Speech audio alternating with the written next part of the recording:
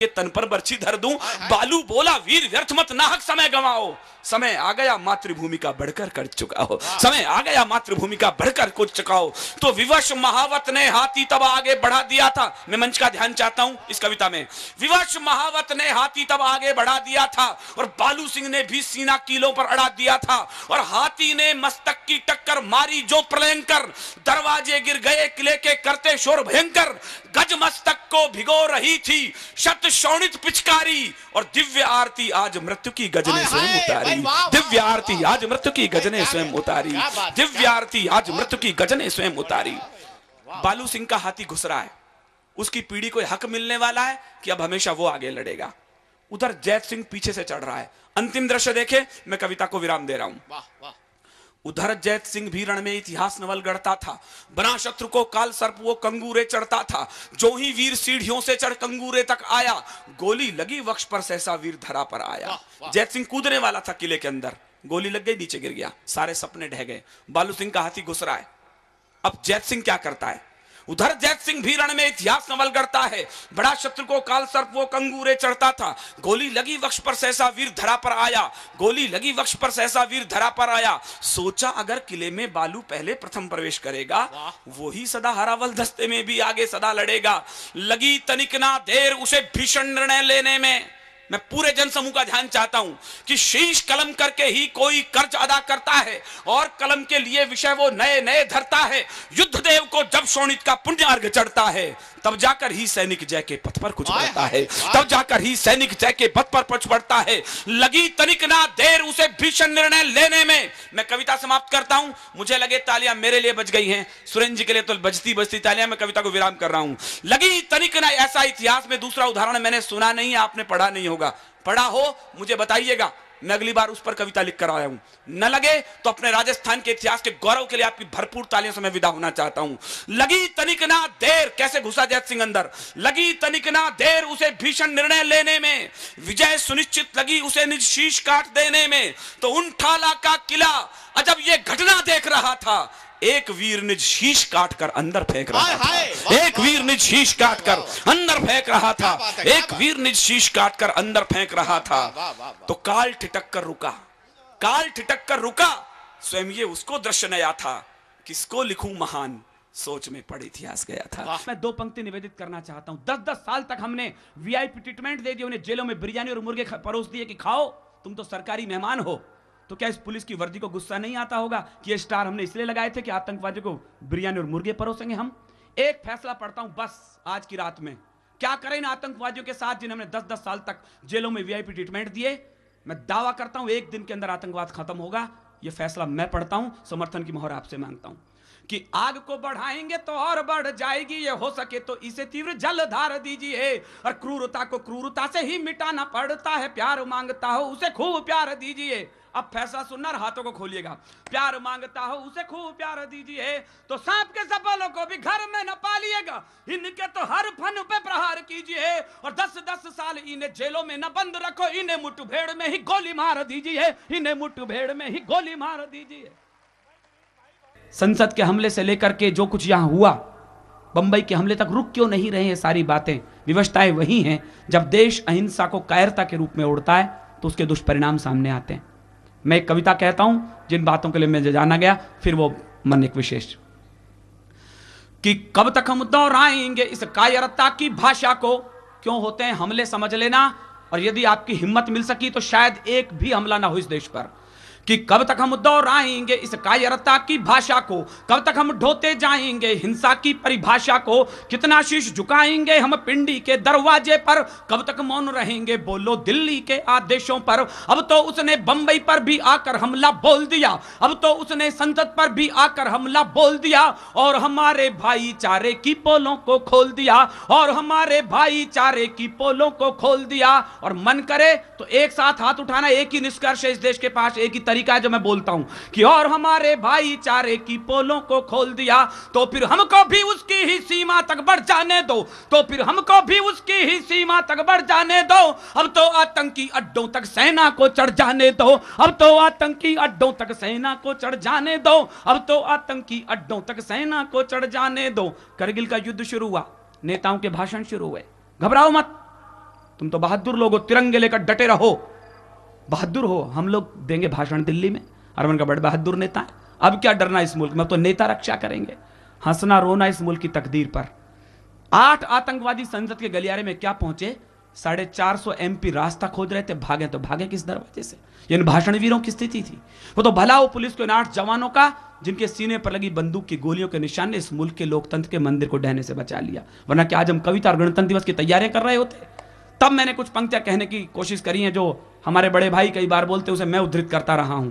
तो उन पंक्तियों के साथ मैंने निवेदन करा कि तुमको फर्क नहीं पड़ता है उनके मरने जीने में। मैं जानता हूं मैं जो बोलने जा रहा हूं वो कविता की भाषा नहीं है, लेकिन आपको लगे कि जो भाषा मैंने बोली है वो इसी देश के हिंदुस्तान की भाषा थी तो मेरा फिर समर्थन करना कि तुमको फर्क नहीं पड़ता है उनके मरने जीने में। कहने लगे साहब नहीं, समझौता करो, इन आतंकवादी नहीं हैं, ये तो सरकारी दामाद हैं हमारे, इन्हें खीर पूरी खिलाओ।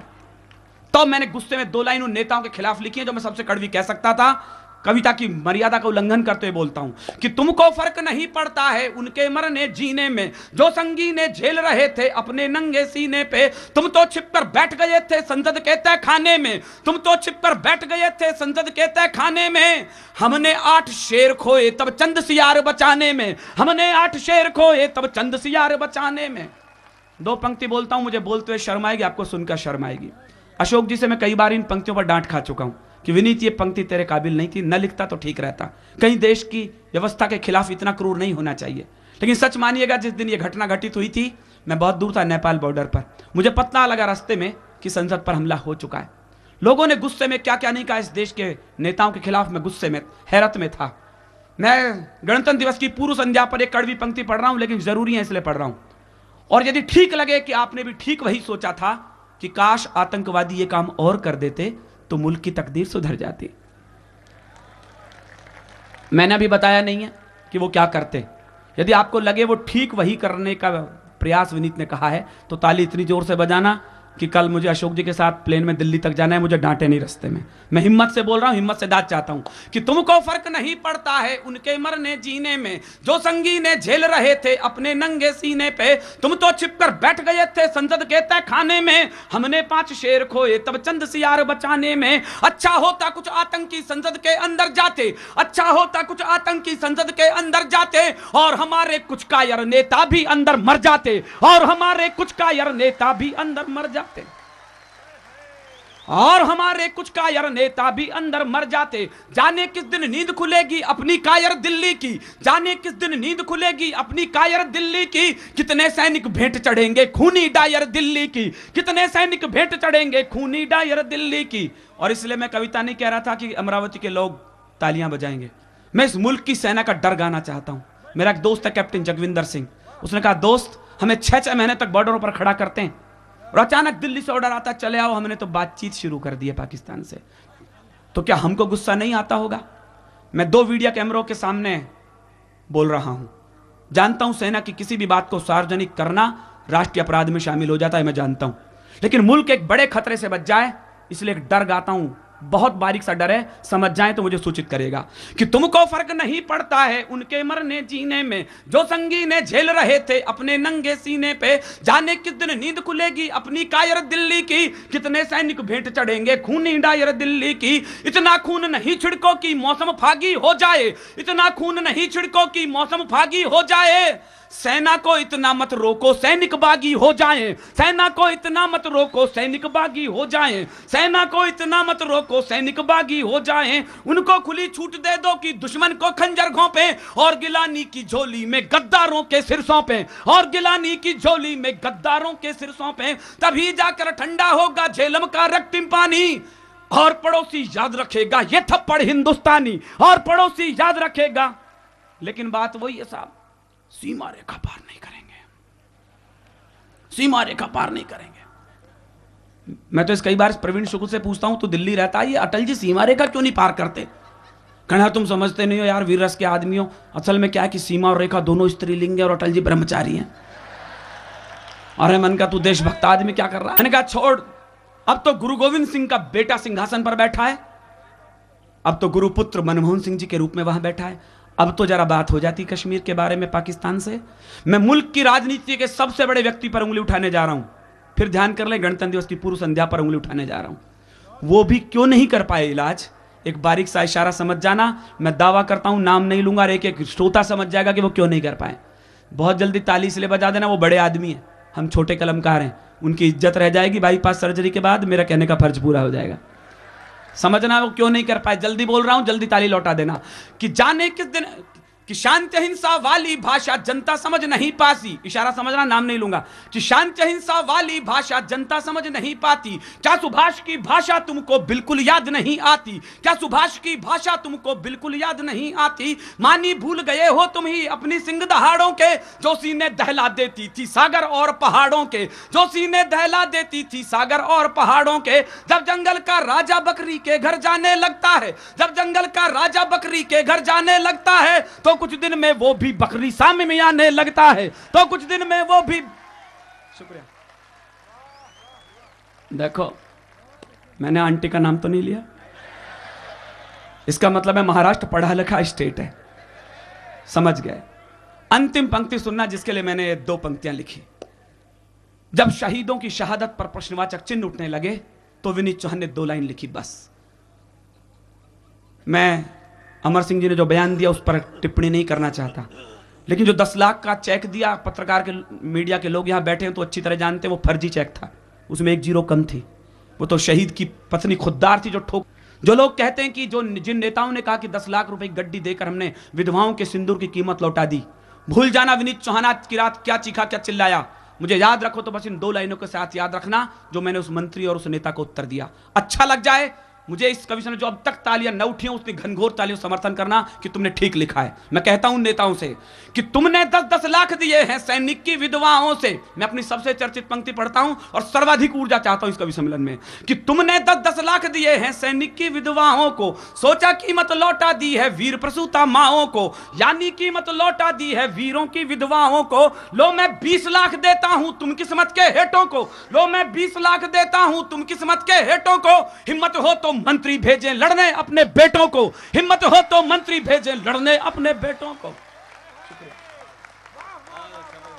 शुक्रिया, बहुत धन्यवाद। मैं जो गर्जना देखना चाहता था इस कवि सम्मेलन में वो शायद ऊर्जा उठ गई है, इसकी मुझे बहुत देर से इंतजार थी।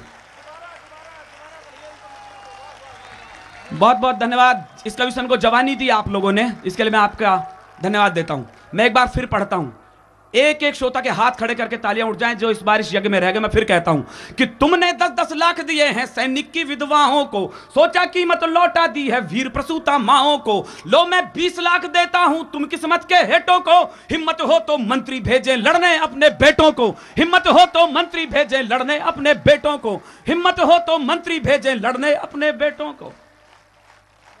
फर्क क्या पड़ता है साहब, बलिदान तो तुम्हारे और हमारे घरों के बेटे होते हैं। दिल्ली के एसी कमरों में बैठकर, शुक्रिया, दिल्ली के एसी कमरों में बैठकर 2 कौड़ी की शाही को हजारों के रक्त पे फिराने में वक्त कितना सा लगता है। अंतिम 4 पंक्ति कहता हूं विदा के साथ में कि धरती के बेटे सीमा पर अपना लहू बहाते हैं। हिम्मत देना, मैं अंतिम 4 पंक्ति कहता हूं कि धरती के बेटे सीमा पर अपना लहू बहाते हैं, लेकिन कायर दिल्ली वाले शांति दूत कहाते हैं, लेकिन कायर दिल्ली वाले शांति दूत कहाते हैं। अच्छा होता हम अपने हर सैनिक का बदला लेते और पड़ोसी को उसकी सब औकातें बतला देते, और पड़ोसी को उसकी सब औकातें बतला देते। भारत के मुंह पर हिंसा के फिरना ये चाटे होते, भारत के मुंह पर हिंसा के फिरना ये चाटे होते। गर हमने 16 के बदले 32 सिर काटे होते, गर हमने 16 के बदले 32 सिर काटे होते, गर हमने 16 के बदले 32 सिर काटे होते। पूरी दुनिया में ही अपना ये संदेश अगर जाता, एक गिलानी तो क्या पूरा पाकिस्तान सुधर जाता, एक गिलानी तो क्या पूरा पाकिस्तान सुधर जाता। बहुत बहुत धन्यवाद, बहुत बहुत शुक्रिया। मैं उस राष्ट्र पुरुष पर कविता सुनाना चाहता हूं जिसे दुर्भाग्य से इस देश की राजनीति राष्ट्र पुरुष मानने के लिए तैयार नहीं है। मैं बहुत दुख के साथ कहता हूं आपको, इतनी मूर्तियां लगी इस देश के अंदर कि उसके नाम पर चौराहा, उसके नाम पर यूनिवर्सिटी, क्या सावरकर के नाम पर एक भी मूर्ति के लिए पैसा इस देश की राजनीति को नहीं मिला? उसको भी गालियां इस देश के आजाद भारत में केंद्रीय मिनिस्टर के द्वारा दी गई कि वो तो देशद्रोही थे, वो तो सांप्रदायिक थे।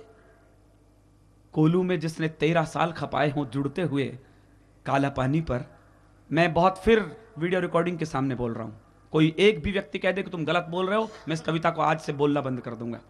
पूरी आजादी का इतिहास पढ़ लेना, जिस क्रांतिकारी ने अपने जवानी के 23 साल जेल के पीछे से बिताए हों, गांधी जी भी शामिल हैं उसमें, गांधी जी ने भी नहीं बिताए, वो केवल और केवल वीर सावरकर होते हैं।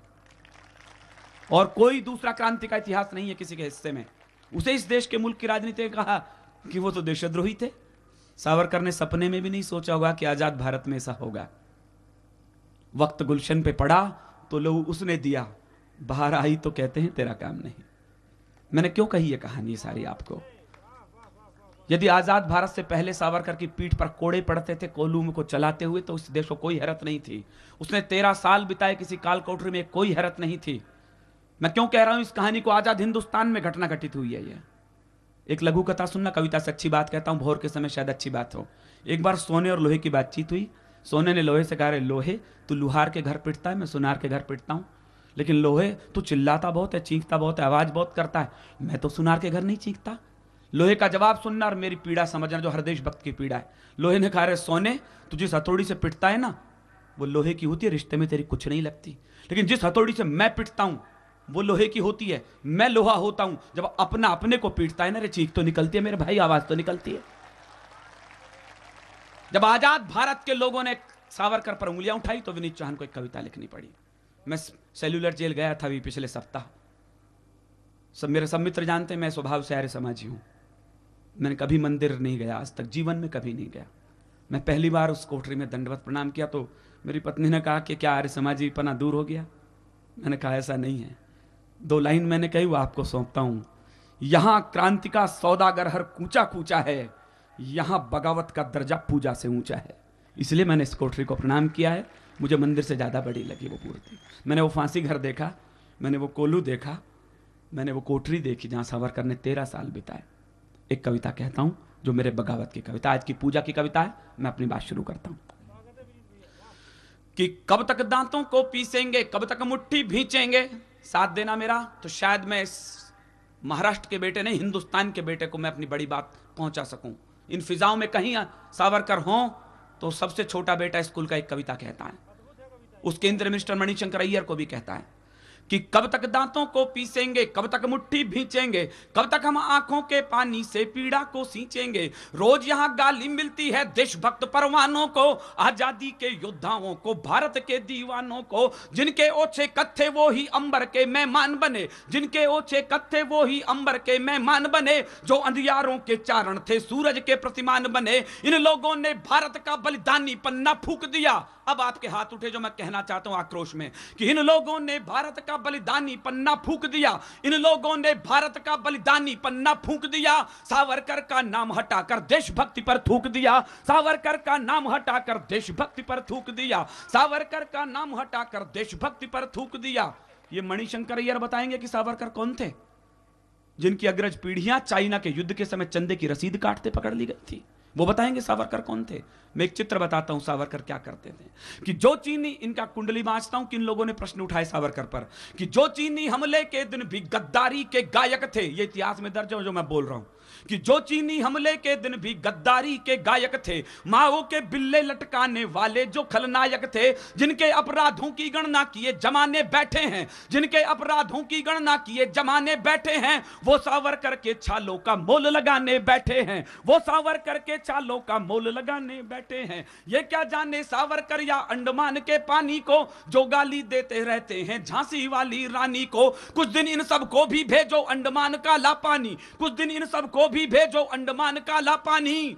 2 दिन में ही याद करेंगे ये अपनी दादी नानी, 2 दिन में ही याद करेंगे ये अपनी दादी नानी। क्या करते थे सावरकर? एक चित्र सुनना, आप तो सब जानते हो, कि कोलू के चक्कर से पूछो उसके पैरों के छाले, कोलू के चक्कर से पूछो उसके पैरों के छाले, जिसने आजादी के सपने काल कोठरी में पाले। वो सूरज की प्रथम किरण पर कोलू में जुड़ जाते थे, वो सूरज की प्रथम किरण पर कोलू में जुड़ जाते थे। आजादी के सूरज को वो अपना रक्त चढ़ाते थे, आजादी के सूरज को वो अपने रक्त चढ़ाते थे। जिसने 13 साल खपाए अपने काला पानी पर, जिसने 13 साल लाल खपाए अपने काला पानी पर, सारे तीरथ न्यौछावर उसकी पावन कुर्बानी पर, सारे तीरथ न्यौछावर उसकी पावन कुर्बानी पर, सारे तीरथ न्यौछावर उसकी पावन कुर्बानी पर। और मत टाकना साहब सावरकर के चित्र संसद के गलियारों पे, बहिष्कार कर जाए कोई बड़ी पार्टी उसके चित्र पर और मूर्तियां लगा दे अरे गहरे नत्थू खैरों की।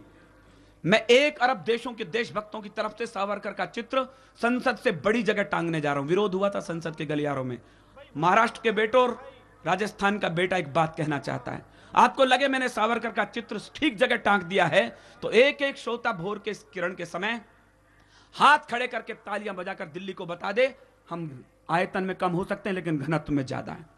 जब शिवाजी की मिट्टी और राणा प्रताप की धरती एक साथ खड़ी होती है तो उसका क्या तेवर होता है, मैं बोलना चाहता हूं कि कोल्हू के चक्कर से पूछो उसके पैरों के छाले, जिसने आजादी के सपने काल को, वो सूरज की प्रथम किरण पर कोल्हू में जुड़ जाते थे, आजादी के सूरज को वो अपना रक्त चढ़ाते थे। सावरकर का चित्रनटा को संसद रूपी मीने में, सावरकर का चित्रनटा को संसद रूपी मीने में, सावरकर का चित्र टका हर देशभक्त के सीने में, सावरकर का चित्र टका हर देशभक्त के सीने में, सावरकर का चित्र टका हर देशभक्त के सीने में।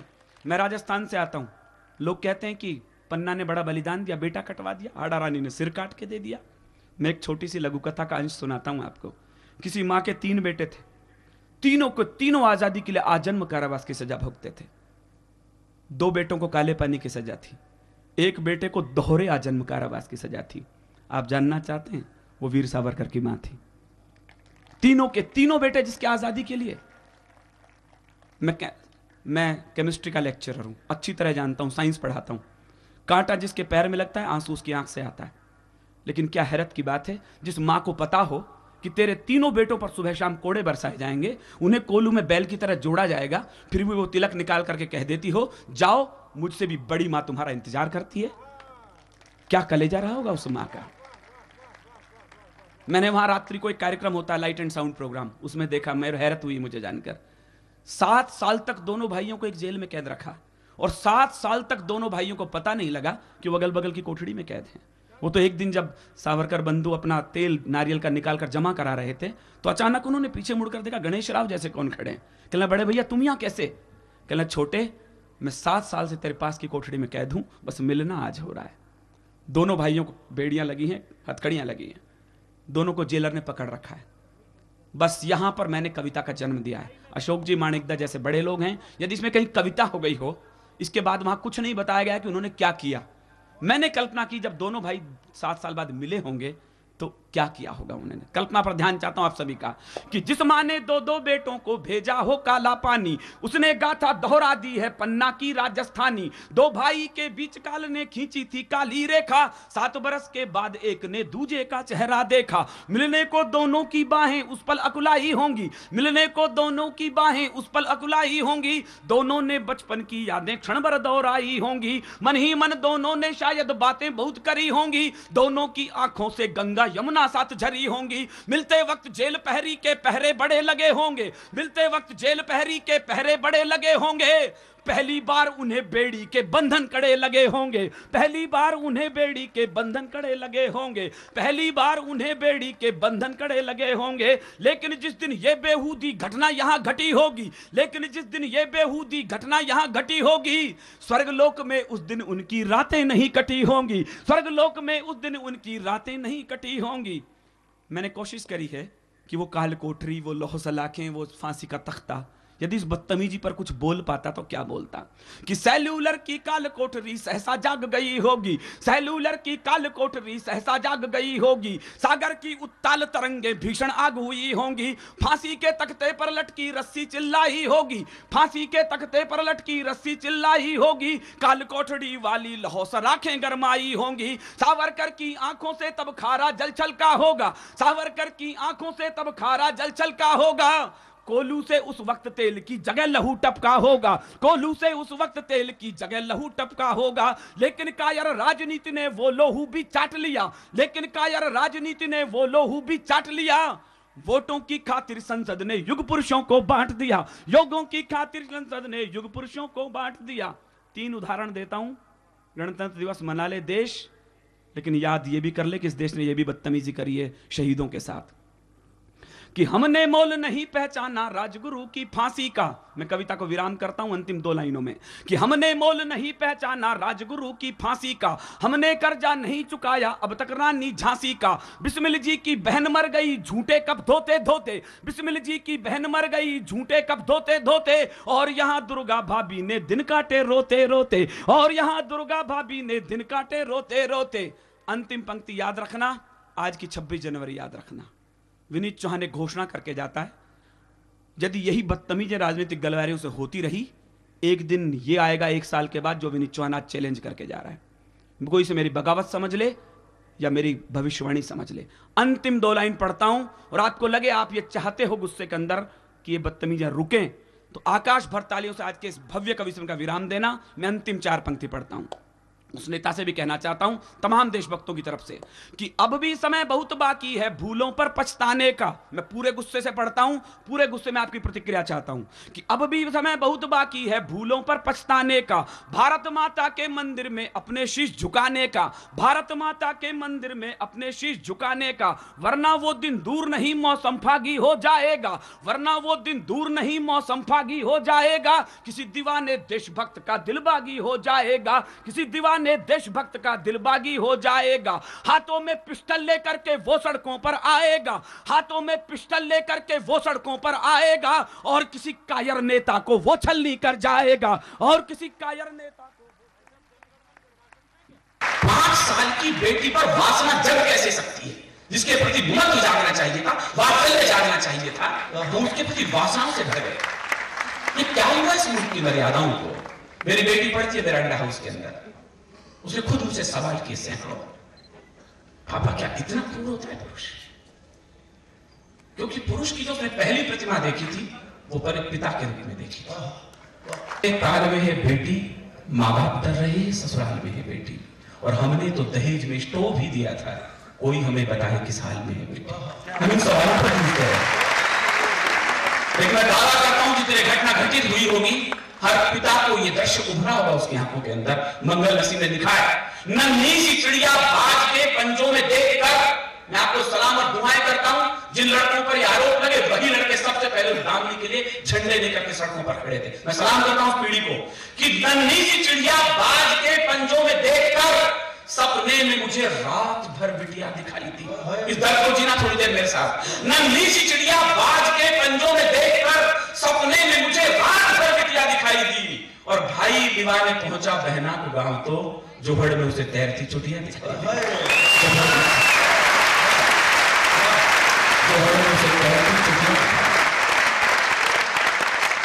मैंने बेटी से कहा नहीं, ये आंसुओं का विषय नहीं, ये करुणा का विषय भी नहीं। विनीत चौहान केवल एक आधे शब्द में विनीत है, मेरा उत्तरार्ध जो है वो चौहान केवल वो जीता है। मैं इन तमाम अपनी बेटियों से कहना चाहता हूं, इन स्टूडेंट्स से कहना चाहता हूं, ये करुणा आंसू बहाने का विषय नहीं है। जो मैं अपनी बेटी से कहा, मैं आपसे भी कहता हूं कि फूल बनकर जो जिया उसको यहां मसला गया। विनीत चौहान का तेवर बदलता है कि फूल बनकर जो जिया उसको यहां मसला गया। आज भी फौलाद के साथे में ढलना चाहिए, और छीनता हुआ तुम्हारा जब उस वक्त तो आंख से आंसू नहीं शोला निकलना चाहिए।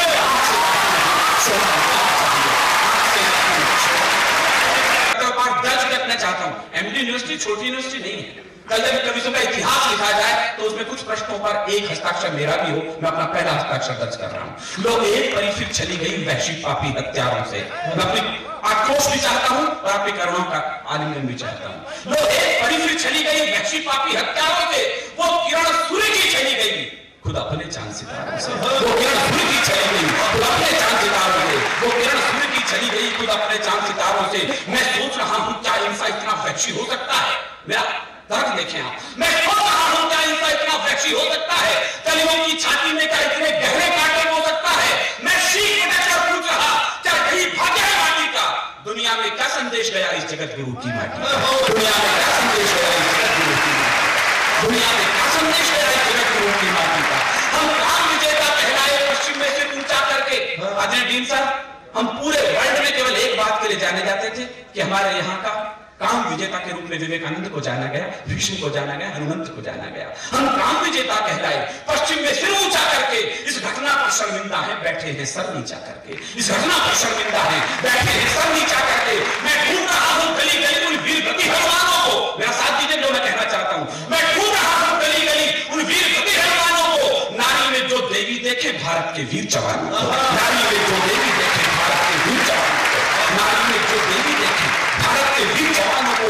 भरपूर वासना पसर गई भारत के सब गलियारों में, मेरा ध्यान देने मेरी चिंता देखें आप, भरपूर वासना पसर गई भारत के सब गलियारों में, तो कीर्ति पताका सूरज की खो जाएगी अंधियारों में, तो कीर्ति पताका सूरज की खो जाएगी अंधियारों में। इसलिए मांग है हम सबकी, अब मेरी मांग में आप सबको शामिल करना चाहता हूं, ये मांग आपकी भी हो तो मेरा साथ दीजिएगा। इसलिए मांग है हम सबकी, दिल्ली के दरबारों से अपने प्रांतों में बैठी है जो अलग अलग सरकारों से, अब शीघ्र न्याय को, आंसू से उपजी सारी लड़ाइयों को, और लाल किले पर फांसी दे दो दुश्मनी हत्यारों को।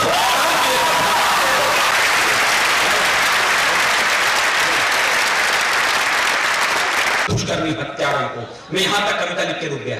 हिंदुस्तान के तमाम कवियों ने कहा चौराहे पर फांसी दे दो दुष्कर्मी हत्यारों को।